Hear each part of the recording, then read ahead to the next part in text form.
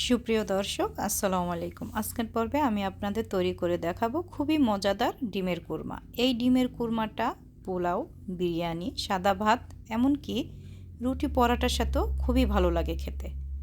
তাহলে আর কথা না বাড়িয়ে ঝটপট তৈরি করে নিই। আমি একটা কড়াই বসিয়ে দিয়েছি। তেল দিয়ে আমি কিছুটা পেঁয়াজ বেরেস্তা করে নিব। পেঁয়াজ বেরেস্তা আমার হয়ে গিয়েছে, আমি পেঁয়াজ বেরেস্তাগুলো তুলে নিব। বেশি লাল লাল করে ভাজা যাবে না, তাহলে কিন্তু তিতা হয়ে যাবে। আমি কিছুটা ডিম সিদ্ধ করে নিয়েছি, ডিমগুলোকে এখন একটু উপর দিয়ে হালকা করে একটু কেটে নিব। সবগুলো ডিমই আমি এইভাবে কেটে নিব। আবার বেশি কেটে নিলে কিন্তু ভেঙে যাবে ডিমগুলো। আর একটা প্যান বসিয়ে দিয়েছি, কিছুটা তেল দিয়ে আমি এখন ডিমগুলো সব তেলের ভিতর ছেড়ে দিলাম। দিয়ে এটাকে একটু ভেজে নিব। সামান্য একটু লবণ দিয়ে দিলাম। এই ডিমটাকে আমি বেশি ভাজবো না, জাস্ট খালি উপরে একটা কালার আসবে সেই পর্যন্ত ভেজে নিব। ডিমটা ভাজা হয়ে গিয়েছে, আমি এটাকে এখন নামিয়ে নিব। পেঁয়াজ ভাজার কড়াইটাই আমি আবার বসিয়ে দিয়েছি। ওই তেলের ভিতরে আমি কিছুটা পেঁয়াজ দিয়ে দিলাম। এই পেঁয়াজটাকেও আমি কিছুক্ষণ ভেজে নিব।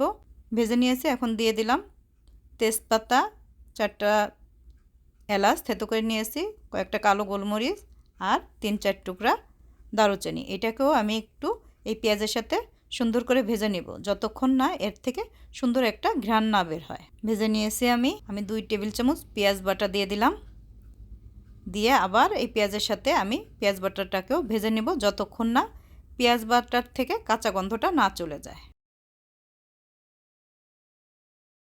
সুন্দর করে ভেজে নিতে হবে। ভেজে নিয়েছি, আমি এখন এখানে দিয়ে দিব কিছুটা পানি। হাফ কাপ পরিমাণ পানি দিয়ে দিলাম। পানিটা দিয়ে আমি এখন এখানে দিয়ে দিব হাফ চা চামচ রসুন বাটা, হাফ চা চামচের থেকেও কম আদা বাটা, দিয়ে দিব 1 চা চামচ ধনিয়ার গুঁড়া, হাফ চা চামচ জিরার গুঁড়া। দিয়ে আমি মশলাটাকে আবার একটু কষিয়ে নিচ্ছি। মশলাটাকে আমি একটু কষিয়ে নিয়েছি। এখন আমি এখানে দিয়ে দিব 2 টেবিল চামচ টক দই। টক দইটা দিলে কোরমাটা অনেকটা ঘন হয়, খুব সুন্দর লাগে খেতে। একটু মিশিয়ে নিলাম টক দইটা। আর এখন এখানে দিয়ে দিব বাদাম বাটা। আমি 2 টেবিল চামচ বাদাম বাটা দিয়ে দিব। এখানে হচ্ছে কাজু বাদাম আর কাঠবাদাম আমি একত্র করে বেটে নিয়েছি, ওইটাকে আমি দিয়ে দিলাম। দিয়ে এখন এই মশলাটাকে খুব সুন্দর করে কষিয়ে নিতে হবে। যতটা সুন্দর করে আপনি মশলাটা কষিয়ে নেবেন, আপনার ডিমের কোরমাটা খেতে ততটা ভালো লাগবে। দিয়ে দিলাম পরিমাণ মতো লবণ। লবণটা অবশ্যই পরিমাণ অনুযায়ী দেবেন। আমি মশলাটাকে কষিয়ে নিয়েছি, এখন আমি ডিমটা দিয়ে দিব। ডিমটা দিয়েও এই মশলার সাথে আরও কিছুক্ষণ আমি কষিয়ে নিব। যত সুন্দর করে কষানো যাবে ততই ভালো লাগবে এই ডিমের কোরমাটা। কষিয়ে নিয়েছি, আমি এখন এখানে দিয়ে দিব দুধ।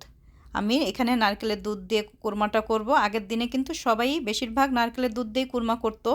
আপনারা চাইলে নারকেলের দুধ না থাকলে গরুর দুধ ভালো করে জাল দিয়ে দিতে পারেন, অথবা গুঁড়া দুধ পানির সাথে গুলিয়ে ওইটাও দিতে পারেন।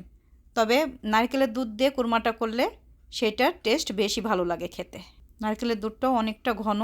আমি এখন এটাকে একটু ঢেকে দিয়ে রান্না করে নেব কিছুক্ষণ। আর ঢাকনাটা তুলে তুলে মাঝে মধ্যে একটু নেড়েচেড়ে দিতে হবে, নাহলে কিন্তু নিচে লেগে পুড়ে যেতে পারে। কিছুক্ষণ রান্না করে নিলাম, অনেকটা ঘন হয়ে আসছে। এখন আমি এখানে দিয়ে দিব কয়েকটা কাঁচামরিচ।